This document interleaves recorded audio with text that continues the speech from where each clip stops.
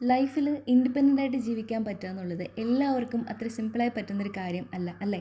പ്രത്യേകിച്ച് പെൺകുട്ടികൾക്ക് ഒരു ജോബൊക്കെ സെറ്റായി ഏൺ ചെയ്യാൻ തുടങ്ങുമ്പോൾ പോലും സ്വന്തം കാര്യങ്ങൾ സ്വന്തമായി ചെയ്യാൻ ഫ്രീഡം ഇല്ലാത്ത, അല്ലെങ്കിൽ പേരൻസിൻ്റെയോ വീട്ടുകാരുടെയോ ഹസ്ബൻഡിൻ്റെയോ സപ്പോർട്ട് ഇല്ലാത്ത എത്രയോ പെൺകുട്ടികൾ നമ്മുടെ ഇടയിൽ തന്നെ ഉണ്ടാവും.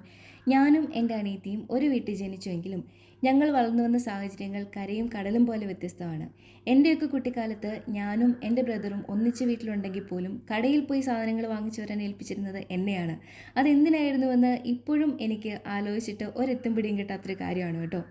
അന്ന് കയ്യിൽ കാശും ചുരുട്ടി തന്ന് എൻ്റെ അമ്മച്ചി പറഞ്ഞേൽപ്പിക്കുന്നൊരു കാര്യമാണ്, കടക്കാരൻ തരുന്നതും വാങ്ങിച്ചിങ്ങ് പോന്നേക്കരുത്, വില ചോദിച്ച് മനസ്സിലാക്കണം, അതുപോലെ തരുന്ന സാധനം നല്ലതാണോ എന്നും കൂടി നോക്കുകയും ചെയ്യണമെന്ന്. അവിടം തൊട്ടിങ്ങോട്ട് സ്വന്തമായി കാര്യങ്ങൾ ചെയ്യാനും മറ്റുള്ളവരുടെ ആവശ്യങ്ങൾ കണ്ടറിഞ്ഞ് ചെയ്യാനുള്ള ഒരു ഉത്തരവാദിത്തം എന്നിലേക്ക് വന്നു ചേരുമായിരുന്നു. എനിക്ക് വേണ്ട കാര്യങ്ങൾ ആരെങ്കിലും ഉത്തരവാദിത്തത്തോടെ ചെയ്തു തന്ന് ഒരു സന്തോഷം കിട്ടിയിട്ടുണ്ടോ എന്ന് ചോദിച്ചാൽ വളരെ ചുരുക്കമാണ്. പക്ഷേ മറ്റുള്ളവരുടെ കാര്യങ്ങൾ ഉത്തരവാദിത്തത്തോടെ ചെയ്തു കൊടുത്ത് സ്വന്തമായി സന്തോഷിക്കാൻ എനിക്ക് ഒരുപാട് അവസരങ്ങൾ കിട്ടിയിട്ടുണ്ട്.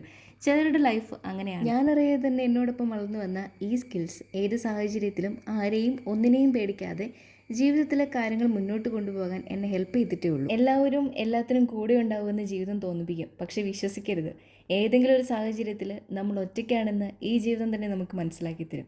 ആ സമയത്ത് ഒരെത്തും പിടിയില്ലാതായി പോകരുതല്ലോ. അപ്പം അതുപോലെ വീട്ടിലെ കുറച്ച് ആവശ്യങ്ങളൊക്കെ ആയിട്ട് ഇറങ്ങിയതാണ് കേട്ടോ ഞങ്ങൾ രണ്ടുപേരും. ഞാൻ ഫ്രീ ആയിട്ട് ഇവിടെ ഉള്ളത് കൊണ്ട് അമ്മച്ചിക്കൊരു ഹെൽപ്പ്, അതല്ലെങ്കിൽ അമ്മച്ചി തന്നെയാണ് ഇതൊക്കെ ചെയ്യാൻ വേണ്ടി പുറത്തേക്ക് ഇറങ്ങുന്നത്.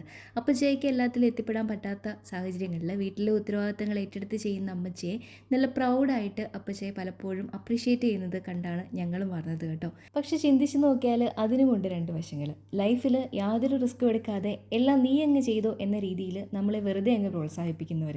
വേറൊരു വശം കുടുംബത്തിലേക്ക് ഈക്വൽ പാർട്ടിസിപ്പേഷൻ എന്ന രീതിയിൽ പരസ്പരം സപ്പോർട്ട് ചെയ്ത് കാര്യങ്ങൾ ചെയ്യുന്നവർ.